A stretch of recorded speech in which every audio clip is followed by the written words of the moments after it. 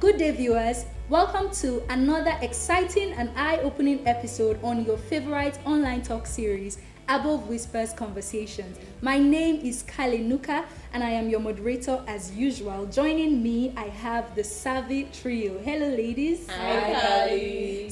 Hello, viewers. My name is Omolola. Welcome, viewers. My name is Morenikeji. Hi, everyone. My name is Modupeoluwa.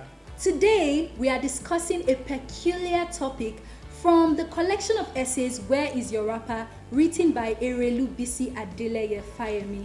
Our topic of discussion today is hanging out with Seenagers. If you're yet to get a copy of the amazing masterpiece Where is Your Rapper, please get your copy as soon as you can. So join us as we read an excerpt from the article.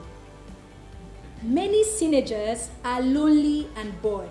Life can be difficult for those whose children live outside the country and who are left on their own with the odd relative to stay with them. They occupy themselves with church activities, charity work, politics, anything to keep their minds going. It reminded me of what my father used to say about retiring without anything to do. He would say it was a recipe for early death. For those planning to retire, they should consider it as a new chapter opening up for them in which they can still do so many other things other than just waiting to die. My three Seenagers have found fulfilling things to occupy themselves with, and these endeavors make them feel happy and useful. Ladies, there are so many lessons to learn from this particular article. What lessons did you learn from this article? I learned that we cannot be young forever. True. And whether we like it or not, aging, growing up is something that will happen. So we need to take very good care of ourselves. We need to pay attention to our health. There's a particular age that you get to that you need to pay much more attention to your health. When you're 35, 40, you start considering going for medical checkups regularly. Making conscious effort to check that medically you are fine. You should watch what you eat, how you eat, where you eat, when you eat. Exercise. We should pay attention to ourselves because we would not be young forever. And especially getting rid of bad habits. Very important. See, what I learned is being dutiful is actually elegant. Oh yeah. Because I realized that the mind is a very terrible thing to waste. Because if you are dutiful, you engage in a good enterprise, something that is and actually regardless of your age. regardless of your age, you not only impact yourself, you impact people around you. And for crying out loud, you are a human being that has destinies tied to you. You don't just go to your grave and not impact these people. It's a spiral effect. Once you drop just a single drop, it creates a ripple effect. Exactly. Do you understand? And then I can't imagine that you just sit down and just waste away just like that and not do anything with your life. Because if you are actually very, very dutiful in your youthful age, even when you are older, you are relevant. True. You are relevant. True. You can see that from this women. You are quite relevant. Because people can relate to you. You have things that people can relate to, and then your experiences that people can draw from. And even since it's already a lifestyle, you will continue. You will will continue. I'm going to add the talk with the elders. Listening to people who have gone ahead of us. We can't continue to discard the talks of the advice of the elders in the name of their old school. They have wealth of help or being old. They have wealth of experiences that we can actually gain from. We don't have to make their mistakes. Listening to them, we can understand their mistakes, how their journey is. Sometimes it gives us reassurance that we are towing the right path. And then when we are towing the wrong path, we can actually make an adjustment and then tow the right path. We can't continue to discuss. It's important. Many of us don't even know our elderly. We don't know them because we don't make our time to listen to them. When we so listen busy. to them, we have many things that we can gain from what they can tell us. That's so true. I'm just thinking about all of this. The author of this book actually always takes time to listen to the elderly, to always be around them. There's so much that we can learn from them. So let's talk about memoirs. Men write their stories. Men want you to see the parts that they played in history. They want to tell their own side of history. But women do not. And so you see a female dignitary dies, she has done so much, right? But you cannot find an autobiography of her online. Why is that? Women often leave themselves out. You know, you find situations where women get too busy with life, especially with catering to other people.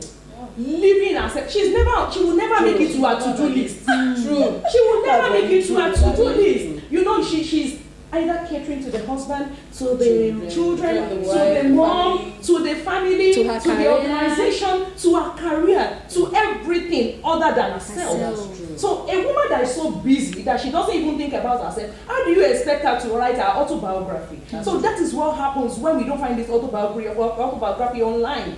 Women are too busy attending to other people.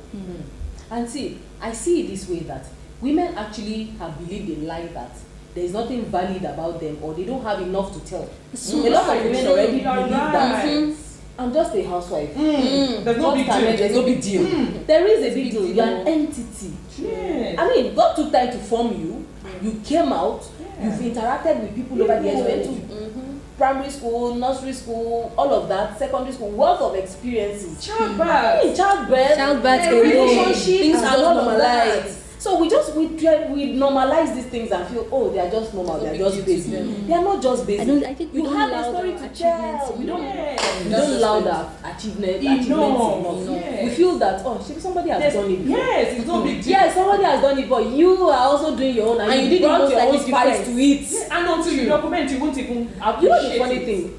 When I read this, it just brought to mind that I have an auntie that she was the first post authority manager in the whole of Nigeria. I called her up immediately and I'm like, I want you to get a book now.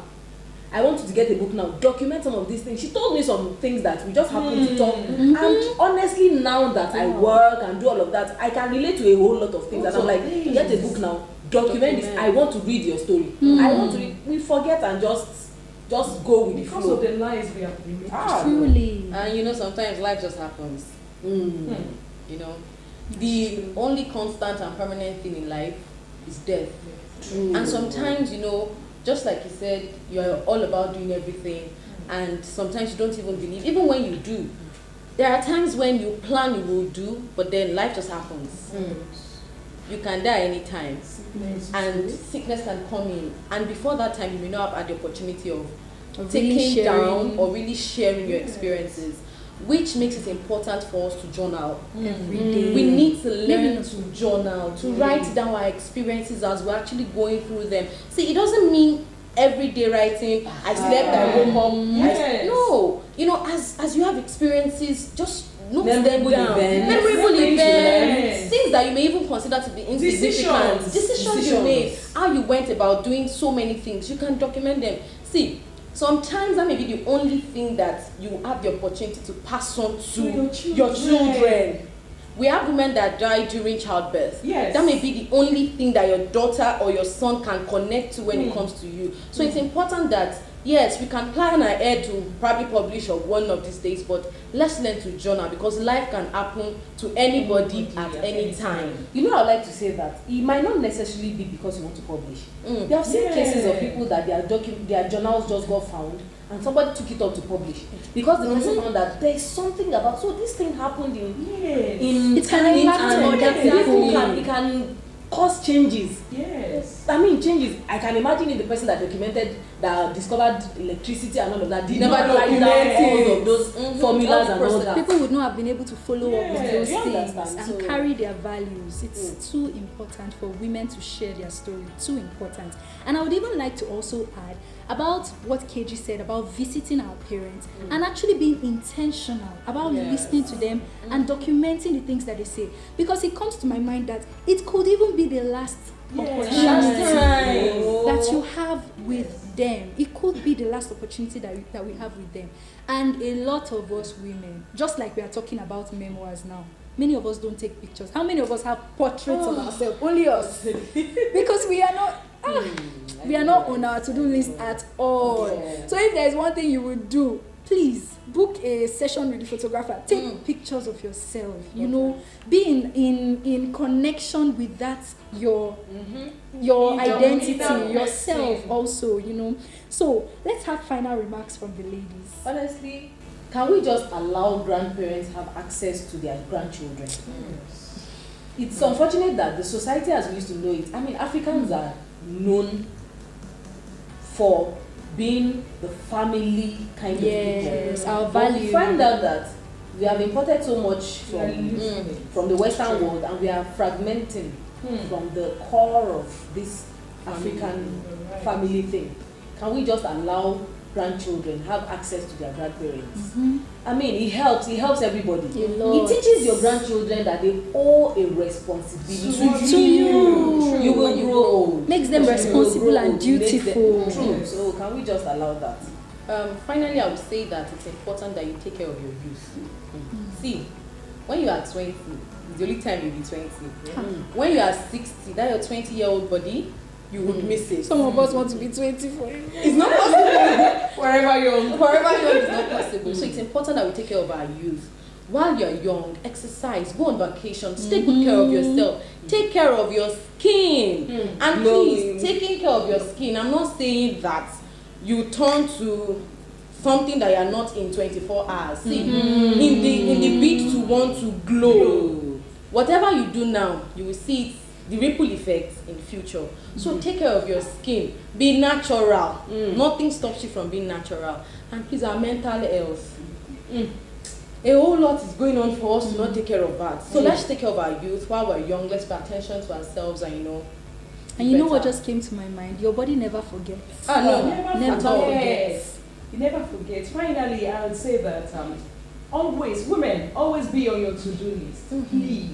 Please, always make it to the top 3 of your to-do list. It is important because in the end, all the people you run around for, they leave you. They forget so quickly. They move on so quickly if anything happens to you. And then please, save up. Work while you have the energy. Work, take up that job. Build social capital. Have solid network of friends that you can we can see from the article the network of friends these people have that they are now banking on. Please. Wow, this episode has been very reflective for me. I have learned a lot, and I'm sure that you have learned a lot from this episode too. So thank you so much for staying tuned to this episode. Don't forget, the teenage years are coming. So take care of yourself so that you will enjoy it then. Don't forget to follow us on all our social media platforms. Subscribe to our YouTube channel. Till we come your way again, this is still Above Whispers Conversations. Bye.